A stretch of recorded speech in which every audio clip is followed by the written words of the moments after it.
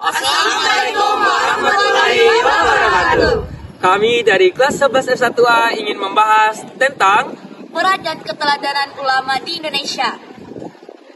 Dengan saya Zainal Muarif, Saya Mawadah Amanda, saya Vita Andriani, saya Fauzia, Saya Teddy Firansyah, saya Indana Hawarakika, saya Rika Smolani, saya Decani Salatusita, saya Erika Mailan, dan teman saya Safri Kias Apria. selamat menyaksikan.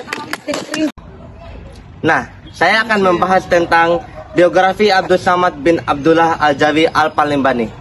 Beliau lahir sekitar tahun 1704 Masehi. Beliau berasal dari Palembang. Ketika beliau lahir, daerah Palembang merupakan pusat sebuah kerajaan Islam. Kesultanan Palembang berdiri sejak pertengahan abad ke-17 Masehi. Ayahnya bernama Syekh Abdul Jaili bin Syekh Abdul Wahab bin Syekh Ahmad Al-Madani.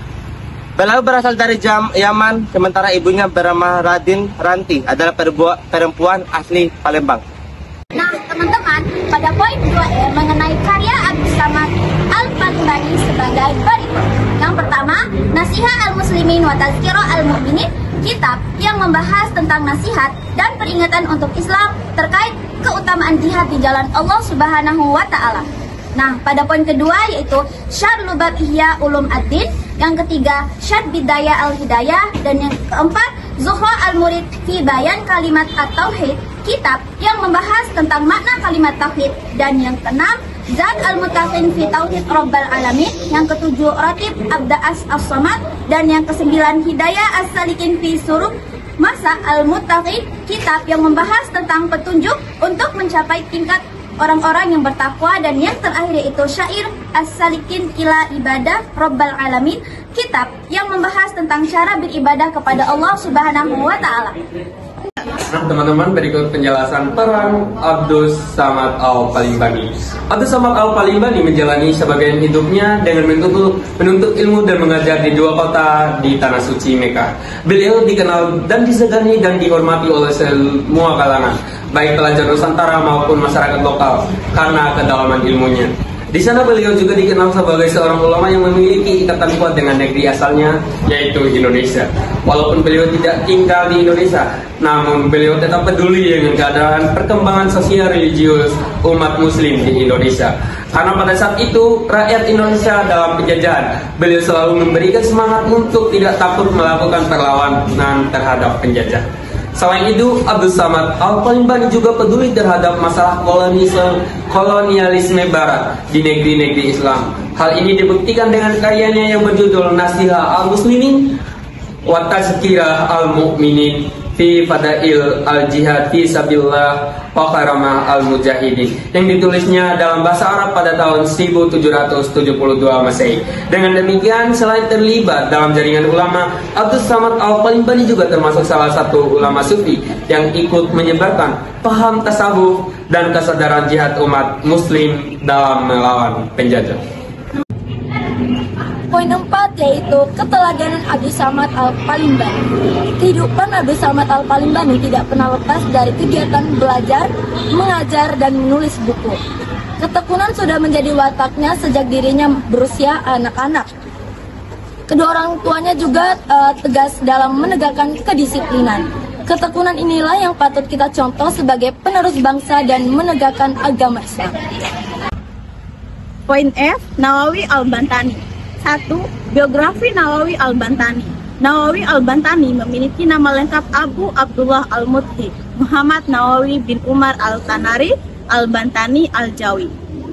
Beliau lahir di Desa Tanara, Kecamatan Tirtayasa, Serang, Banten, Jawa Barat. Nawawi Al-Bantani merupakan salah satu ulama Nusantara yang karismatika dan berjasa besar dalam perkembangan dakwah Islam. Karya-karya hingga kini masih dijadikan rujukan di berbagai lembaga pendidikan seperti pesantren, baik di Indonesia maupun luar negeri. Nawawi Al-Bantani belajar di Tanah Suci selama 3 tahun. Ketika mereka sudah saatnya mengamalkan ilmu yang dipelajarinya di Tanah Suci, beliau kembali ke tanah air dan mengajar di pesantren ayahnya. Saat itu, Indonesia sedang dijajah oleh Belanda dan suasananya tidak kondusif. Di sini saya akan membahas tentang karya-karya dari Nawawi Al-Bantani. Nah, yang pertama ada kitab Syarah Tijan Ad-Darari, kitab yang menjelaskan tentang akidah Ahlus Sunnah wal Jamaah. Kemudian ada kitab Nasahul Ibad, kitab yang berisi tentang ajaran-ajaran tasawuf Islam. Kemudian selanjutnya ada Kamil Tugian, kitab ringkas yang menjelaskan tentang cabang-cabang iman. Kemudian ada selanjutnya ada Muraki Al-Ubudiyah, kitab yang mengandung perpaduan antara ilmu tasawuf dengan ilmu fikih. Kemudian ada Nur Az-Zalam. Kemudian ada Kasifatul Sajah, syarah atas kitab Safinah An-Najah, karya Syekh Salim bin Sumair Al-Hadrami. Kemudian ada Uqudul Lujain fi Bayani Hukukil Zawajain, kitab fikih mengenai hak dan kewajiban suami istri. Kemudian ada Syarah Al-Jurumiyah, kitab tentang tata bahasa Arab. Kemudian ada Al-Ibris Ad-Dani fi Maulid Sayyidina Muhammad, kitab yang berisi tentang sejarah kehidupan Nabi Muhammad SAW. Kemudian yang terakhir ada Tafsir Al-Munir. Poin ketiga yaitu peran Nawawi Al-Batani. Peran Nawawi Al-Batani dalam perkembangan dakwah sangatlah berpengaruh. Beliau mengajar di pesantren ayahnya setelah 3 tahun menggali ilmu dari ulama-ulama di Tanah Suci. Beliau tidak lama menetap di tanah air karena adanya pengaruh dari penjajahan Belanda. Beliau kembali ke Tanah Suci untuk belajar. Nawawi Al-Batani juga ditunjuk sebagai Imam Masjidil Haram untuk menggantikan gurunya Syekh Khatib Al-Samsad.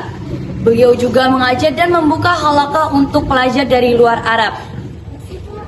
Poin ketiga yaitu peran Nawawi Al-Batani. Dakwah Islam Nawawi Al-Batani sukses menciptakan kader ulama Nusantara ketika beliau mengajar di Tanah Suci. Selain itu, beliau juga produktif dalam hal menulis sehingga melahirkan banyak karya. Hingga kini kitab-kitab yang ditulis oleh Nawawi Al-Batani banyak dijadikan rujukan pesantren-pesantren di Nusantara. Poin 4, keteladanan Nawawi Al-Batani. Keteladanan Nawawi Al-Batani yang dapat kita teladani yaitu semangat dan giatnya dalam menuntut ilmu, mengajarkan dan mengamalkan ilmu dengan menulis. Beliau adalah salah satu ulama Indonesia yang sangat produktif dan karyanya meliputi bidang ilmu fikih, tafsir, tauhid, tasawuf, dan hadis. Nah teman-teman, jadi video tadi merupakan penjelasan dari materi peran dan keteladanan tokoh ulama Islam di Indonesia. Terima kasih telah menonton, sampai jumpa di video selanjutnya. Wassalamualaikum warahmatullahi wabarakatuh. Dadah.